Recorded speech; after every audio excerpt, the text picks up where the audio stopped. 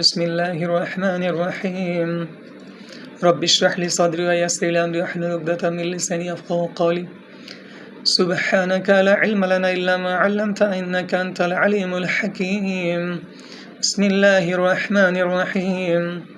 সূরা ইয়াসিন আয়াত 45 আল্লাহ তাআলা বলেছেন وإذا قيل لهم اتقوا ما بين أيديكم وما خلفكم لعلكم ترحمون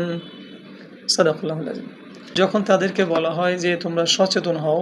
ওয়াইজা কিলা লাহুম মুত্তাকু মা বাইনা আইদিকুম ওয়া মা খালফাকুম মা বাইনা আইদিকুম যা কিছু তোমাদের চোখের সামনে আছে আই মানে চোখ আইদিকুম মানে হচ্ছে তোমাদের দৃষ্টিগোচর আছে তোমাদের জ্ঞাত হয়ে আছে তোমরা জানো যে সমস্ত বিষয়গুলো সম্পর্কে যে সমস্ত সৃষ্টিগুলো সম্পর্কে সেই সমস্ত দৃশ্যমান সৃষ্টিগুলো সম্পর্কে তোমরা সচেতন হও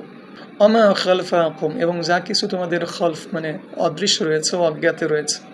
যা কিছু সম্পর্কে তোমরা জানো না এই সব কিছু সম্পর্কে তোমরা সচেতন হও আল্লাহু আকবার আল্লাহ তাআলা বলছেন এখানে আসলে তার বান্দাদেরকে তার সৃষ্টি এবং তার নিজের সম্পর্কেও বান্দাকে সচেতন হতে বলছেন যদি মানুষ আল্লাহ এবং আল্লাহর সৃষ্টিগুলো সম্পর্কে সচেতন হয় তবেই কি পাবে লাআল্লাকুম তুরহামুন তাহলে তোমরা কি হতে পারবে রহমত প্রাপ্ত হতে পারবে আল্লাহ তাআলার রহমত আল্লাহ তাআলার পক্ষ থেকে শান্তি করুণা মানে প্রশান্তি অন্তরে পাবে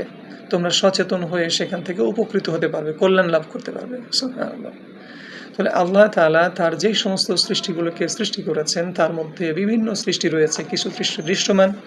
কিছু সৃষ্টি আছে অদৃশ্য তো দৃশ্যমান সৃষ্টিগুলো সম্পর্কেও তিনি সচেতন হতে বলছেন আবার অদৃশ্য সৃষ্টিগুলো সম্পর্কেও সচেতন হতে বলেছেন তার মানে তিনি আসলে বলতে চান যে আসলে তার যেই সমস্ত নিয়ামতগুলো আমরা দৃশ্যত দেখতে পাচ্ছি এবং যেগুলো নিয়ে গবেষণা করতে পারছি যেমন আমরা যে সমস্ত খাদ্য খাই সেগুলোর পুষ্টিগুণ সম্পর্কে আমাদের জানা দরকার আমরা যে সমস্ত নিয়ামতগুলোর মধ্যে আছি যেমন আলো পানি বাতাস যা কিছু আছে আমাদের চারদিকে পরিবেশ প্রাকৃতিক পরিবেশ যেই পরিবেশ থেকে আমরা বিভিন্ন ধরনের মানে অক্সিজেন সহ আরও অন্যান্য উপাদান গ্রহণ করছি এই সমস্ত সৃষ্টিগুলো সম্পর্কে যদি আমরা সচেতন হই এবং শুকরগুজার হই যে না সব সৃষ্টি মহান সৃষ্টিকর্তার আলহামদুলিল্লাহ তাহলে আমরা এগুলো থেকে রহমত প্রাপ্ত হতে পারবো এগুলো থেকে কল্যাণ প্রাপ্ত হতে পারবো আল্লাহ তাআলার বিশেষ করুণা প্রশান্তি পেতে পারবো এবং আল্লাহ তাআলার দেওয়া ঈমানের আলোকে এগুলোর দ্বারা উপকৃত হতে পারবো দুনিয়াতে এবং আখিরাতে আবার যে সমস্ত অদৃশ্য সৃষ্টি বা নিয়ামতগুলো রয়েছে এবং আল্লাহ তাআলা নিজেও রয়েছে অদৃশ্যের মধ্যে তার প্রতিও যদি আমরা সচেতন হই এবং তার এই অদৃশ্য সৃষ্টিগুলো ফেরেশতা জিন আমাদের আত্মা এগুলো সম্পর্কেও যদি আমরা সচেতন হই আবার মহাকর্ষ বল বিকর্ষ বল তড়িৎচুম্বক বল কিংবা যেই সমস্ত জীবাণুগুলো আমরা খালি চোখে দেখতে পারি না সেই সমস্ত অদৃশ্য জীবাণুগুলো সম্পর্কেও যদি আমরা সচেতন হই অথবা ভবিষ্যতে আমরা কি করতে পারবো না মানে ভবিষ্যৎ সম্পর্কেও আমাদের একটা অজ্ঞতা রয়েছে সেই ভবিষ্যৎ সম্পর্কেও যদি আমরা সচেতন হই আলহামদুলিল্লাহ তাহলে আমরা কি হতে পারবো আল্লাহ তাআলার বিশেষ করুণায় সিক্ত হতে পারবো আল্লাহু আকবার তাহলে আল্লাহ তাআলাই তার এই সৃষ্টি জগতের সৃষ্টিগুলো সম্পর্কে হোক সেটা দৃশ্যমান বা অদৃশ্য